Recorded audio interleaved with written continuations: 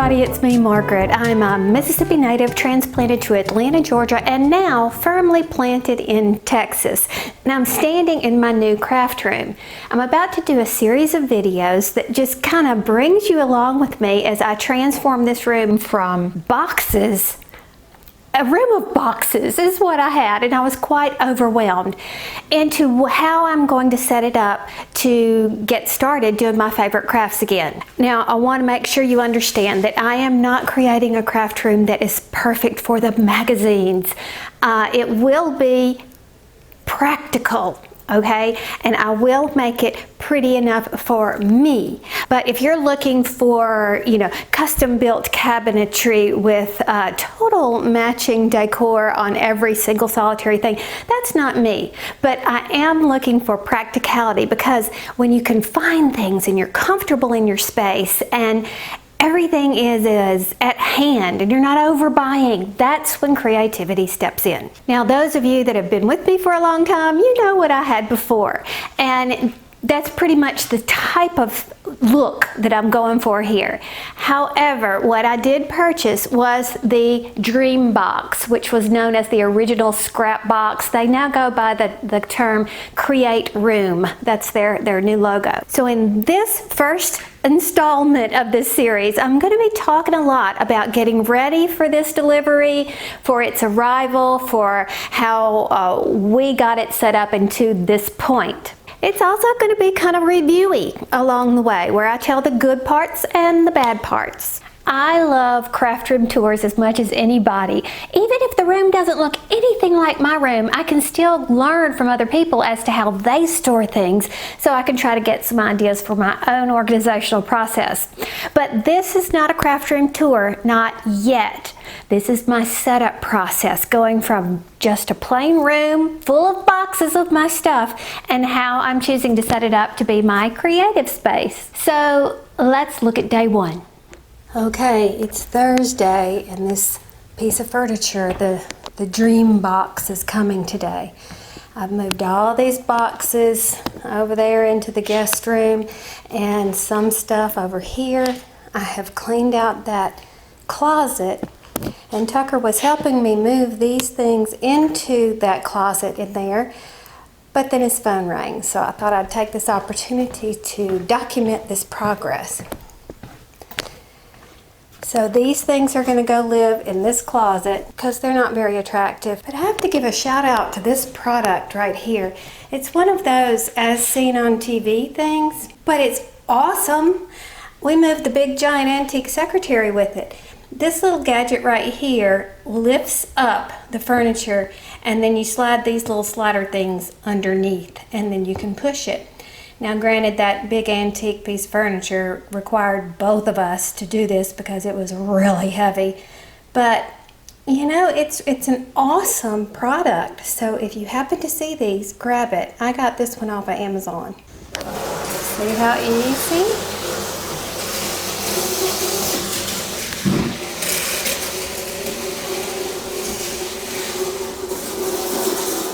So these fit nicely in the closet. That's what I had yarn in last time. I can even fit some milk crates over there in the corner.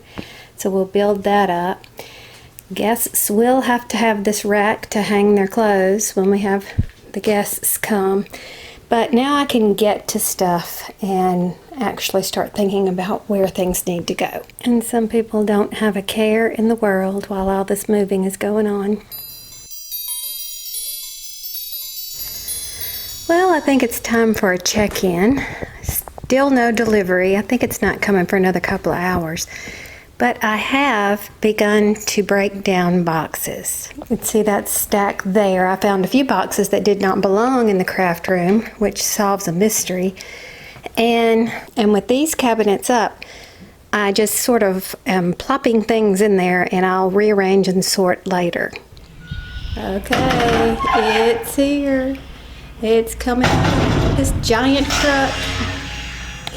And Bentley's watching.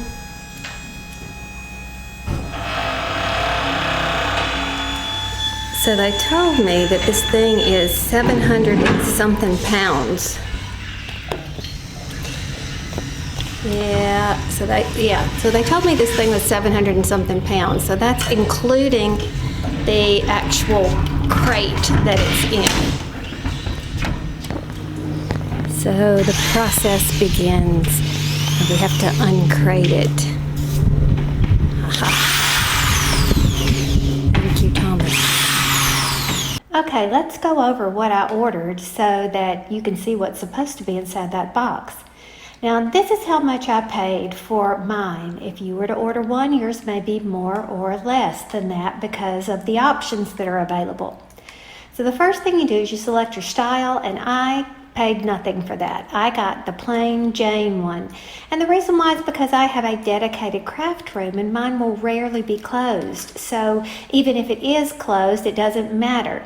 Now, if this were sitting in a prominent part of my house, I think I would definitely choose a color that would be comparable, to something else, whatever my furniture style is. Now, your next option here is if you want the crown. Now, I like the crown. I wanted the crown and I got the crown because it has a task light in the top, so it shines right down on the work surface. So that was the $2.99 at the time of this recording. Now, the next thing is to choose your tote package. Now, look over here at the little picture of the furniture on the left. You can pay nothing, and it looks like that. You get the 40 tote package and the 53 shelves. However, I opted for the 80 tote 77 shelf package. So I did pay a little extra for that. And you can see the difference when you click the picture. When you click the choice, the picture changes to show you what it looks like. Now, I really like the idea of these 3 drawers. However, my sewing machine is going to be sitting here from time to time, and the height of my sewing machine was too great, so the drawers were not an option for me. And then you have these little extra things that you could add on here, and I'll leave you to your own research as to what each of these are. I chose the Power Up, and all it is a power strip, but it comes with these really neat little clips on the side that go into the shelf hole, like where you'd put the brackets for the shelves. It just fits right there. That keeps the power strip off of the table. And of course, you need power for just about everything these days. And last but not least, the pre-built option. How handy are you? Well, we are not. So the zero-cost DIY assembly was not an option for us. We chose the pre-built service, and it was on sale for this $299. Regular is roughly $500. Now, the difference is we did have to put it together somewhat. It comes in 3 parts. You get the 2 sides, the center, and then, of course, we ordered the crown up at the top. So we did have to do some minor assembly, but it wasn't that big of a deal. As always, I am honest, and I am going to tell you what I like, what I don't like, any kind of trials and tribulations that we had for the process, and I'm just bringing you along for the adventure. This has little instructions like, "Greetings, Your Royal Highness. Remove your dream box crown and set aside until your box is built," blah, blah, blah. But you start with first things first. I have taken the instructions out, and so we're now going to read how to make this thing usable. I didn't film the construction process as I thought I would. Tucker and Thomas had to get each of the very heavy pieces upstairs, and then we had to concentrate, so cameras are never welcome in those tense situations. Thomas is rather handy, so he assumed the bulk of that responsibility, and Tucker and I fetched and carried. Note that you only attached the sides to the centerpiece, and then you attached the crown. That's it. The wheels and the table legs and even the table itself was pre-attached. Now, from what I understand, there are many more pieces that you would have to put together if you chose the do-it-yourself assembly, which has no charge, if you'll remember. So look into that before you commit one way or the other. So I'm working on this little skinny column right here. And fortunately for me, they have installed the little shelf brackets, so all I have to do is snap the shelves in place.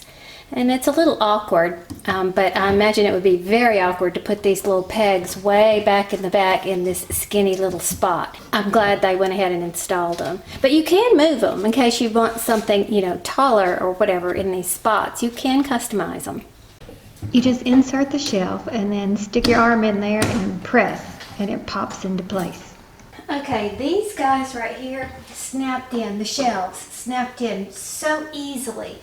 But over here I had some trouble, and as a matter of fact, I can't even get this one to sit level. So I'm going to have to do a little clever rigging so I can figure out how to make that be level. This is called the swing door, and I really like the mechanism they have for installing the shelves here. It looks like that. Here it is up close. And you see you've got 3 holes there, but you use the last 2 holes to just plug it in to the unit. Like that. And then you take a shelf and you just kind of fit it into that little thing and it slides in place. It's very, very dusty, by the way. I kind of wiped it all off on my shirt. Now we're going to install these little racks to hold things on, so when you close the door, nothing will fly off. All right, let's see if I can figure this out. There's 2 here, and these will go in the front 2. And they have 3 across, even though you're using only 2, because you can customize this. If you want to move this up, you know that you have to use the back 2 to put these supports in. So this uses the front 2. So in other words, to have 3 on everything makes it very versatile. Now this one's a little harder to get in. Okay, done. Okay, this is the end of day 1.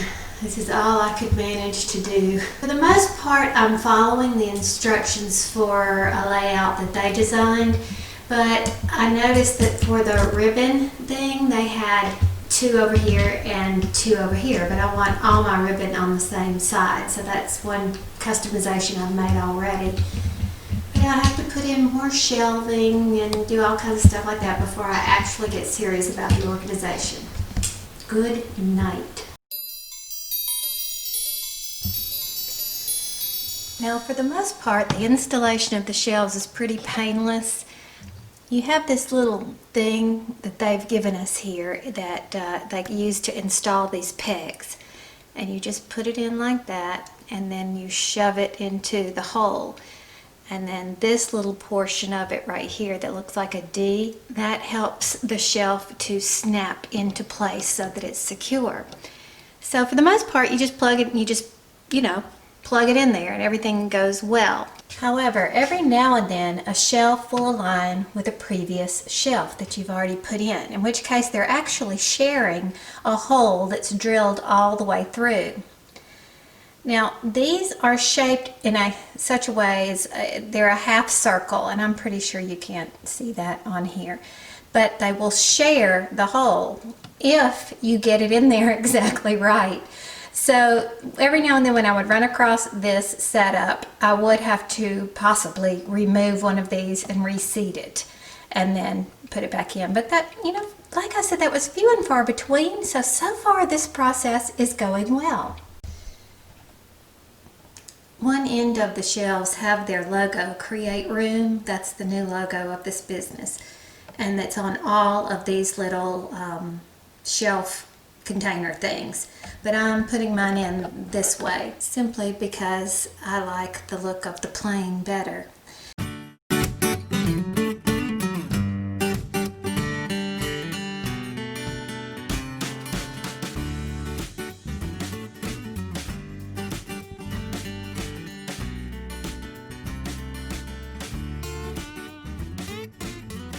And each of these containers have paper liners in between, so that keeps them from getting scratched, so that's a good thing. It's also a free cat bed. I could get none of these shelves to fit in properly the way they're supposed to, so what I'm doing is turning the peg on its side. So normally when you put a shelf in, you put it in at an angle and then you press down and it pops into place, and it makes it very secure where it can't move up and down. But in this case, when I would press down, it's like there's not enough room between here, or maybe the shelf is slightly too big, I don't know, but you can see from this peg how it damaged the little locking mechanism. So what I'm going to do is just turn this peg on its side. So it's going to act pretty much as a regular peg, not a locking mechanism peg. And I'll do that with each of them so it will be even, and that'll be fine. I don't know why this would need to actually lock into place anyway. Maybe it has something to do with the fact this is on wheels, but for me and my purposes, this is good enough. See, the shelves have space between the wall and the actual shelf, and that's because the locking mechanism is there to keep it really secure. It's like that on both sides. But in this case, there's no space on either side, and that's why I couldn't get it to flatten down. So it works fine for me. I mean, I know some people might, raise Cain about it, but for me, I don't think it's a problem at all. I kept reading these suggestions from other owners telling you to buy a bunch of these shelf brackets, and now I understand why. However, simply turning the provided pegs on their sides will achieve a similar result for no added expense. And I had to use the peg turn trick on this one right here because it would just not fit. There was no way I could get that to do right. And I realized the problem. If you were to measure the space between this opening, and this opening, I think it's gradually getting more narrow because you can see that we have wiggle room here and here. Not much at all. So I just have to sit it right on top of the turned peg, and that works fine.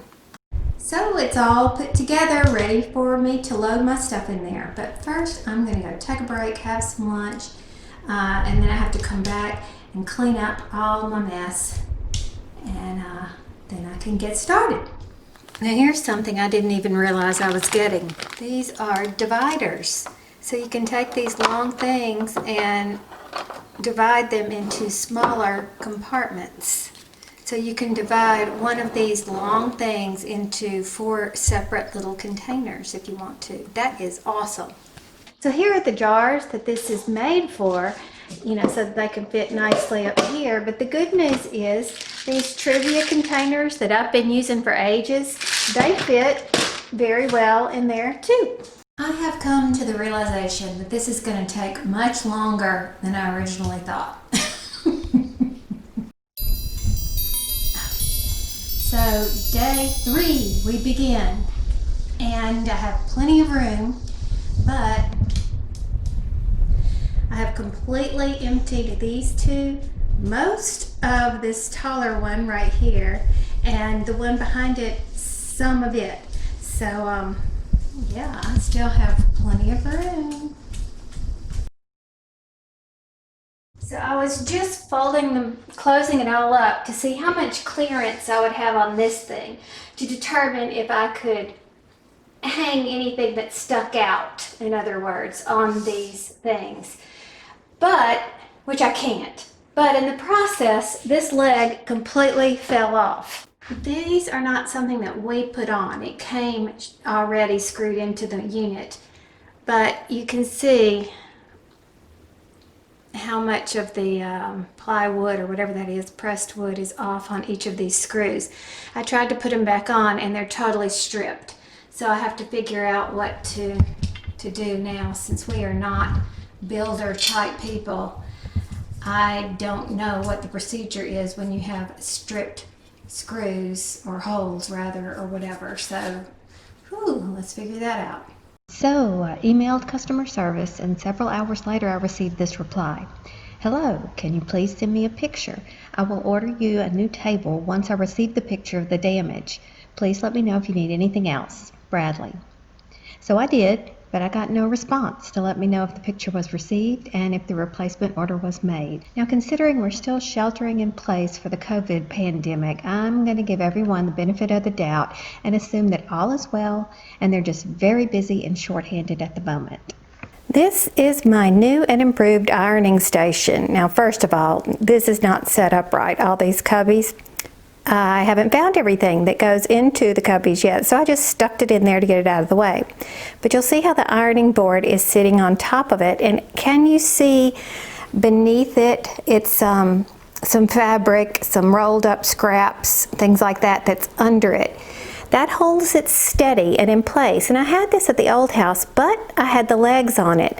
And the legs extended over there probably about 6 inches. And that was so I could use it as a regular ironing board if I wanted. But in this house, I'll have a foldable ironing board installed in my master closet, so this one does not need to be anything more than what I need to use it for here in the craft room. So I took off the legs, I left the padding so it'll be nice and stable and won't damage this little cubby thing. And I'll set it up as I continue to unpack.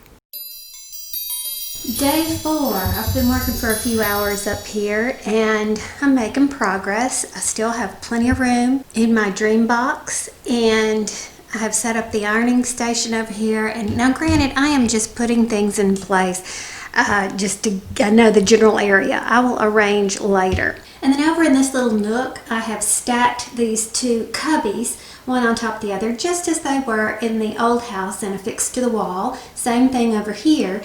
And then we have that lattice that I like to use for hanging storage. I cut a piece to fit right there along the side and put the S-hooks there, so that will be some hanging storage. I've given all the scoop on the ways I use lattice for maximum vertical storage with minimal wall damage in another video that I'll link below. And in the meantime, the rest of the room is still a wreck, but we're getting there. And now we begin day 5. Oh my goodness gracious. This is such a project. It's exciting. I'm glad I have this wonderful craft room to work on, but my goodness, is it overwhelming. And these were only a portion of the containers and, you know, drawer dividers and all that sort of thing that I have replaced so far. Okay, here we are at the end of day 5, and while it does look like a mess, I need to explain to you what's going on so you'll understand how much progress that I've actually made. This box, and this box are all fabric that needs to be folded and put away once I figure out where that place will be. This box is all electronics and everything, so whenever I need a cord of some sort, I go here. So I need to find a place to put all those things. Currently, this table has the printer on it, so at least the printer is up and running, but I don't know if I'm going to keep these little side tables that I had in my other room. They may have to go. We'll see. This is the cutting table, and it is a wreck, obviously. I have just placed things in the cubbies just to get them, just to put them someplace. Then over here, right by the door where you come up, I put those bins that I have emptied out. Everything that was in these bins right here is now in the dream box. I'm thinking that this is going to be my fabric storage here. Right now. Now I can change my mind. Everything you see right here is storage of some sort that has been removed and placed in the dream box, or some of it's right here. We have lamps and what else? I have to empty that out. I don't even know what's in that. And there's my clay. Then I have commotion under there that needs to be placed, a TV that needs to be put up. I did not have a TV in my other craft room, but I do want one here. And then again, this other piece of furniture that was present in the other house, I don't know if I want to keep this. I'm not sure what's going on. I used this table to film tutorials last time. I'm not sure if I'm going to keep that table because I can just do the tutorials right at the desk of the dream box. The embroidery machine supplies and table are sitting right here in the middle of things because I'm not sure where my embroidery space will be yet. And then of course, I've already shown you the cubbies and the ironing station. And soon, when I get this thing all done, I'm going to give you a complete tour of the dream box and how that's worked out. And when we go into here, all the pictures that we haven't hung in the house are in this room, propped up against this wall right here. And we don't know what we're going to do with that chair. It may go down in Tucker's office. All that is some yarn. And you see yarn all right here. And it's going to have to find a home in this closet. Now what I've done but haven't filmed yet, is I did manage to put 8 crates up here, and that's awesome. So that'll be good out of the way storage for yarn. And I'll fit the yarn back in here, and we have some in the cabinets below. This blue thing on wheels houses camera equipment. And I have another one that was under the cutting table, and that will live in here, and on wheels I can just move it out of the way and get to the cabinets as I see fit. So that would be that. So there's my progress so far. Goodness gracious, it's a daunting task. So I hope you like taking this journey with me, and we still have more to go, obviously. Today would be, I think it's day 7. Is that right? Day 6? I don't know. I'm getting my days confused. And I don't have a lot of time to work on it today because my son, who lives in California, has to have more masks. So I need to sew up a bunch of those for him. And then I've got to take time to edit this video to get it up for you. So thanks for watching, and we'll get back to it as soon as possible. Talk soon. Bye.